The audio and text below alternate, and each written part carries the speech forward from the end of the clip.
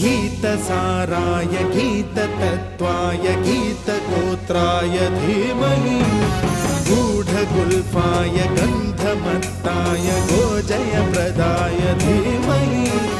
गुणातीताय गुणाधीशाय गुणप्रविष्टाय धीमहि एकदन्ताय वक्रतुण्डाय गौरीतनयाय धीमहि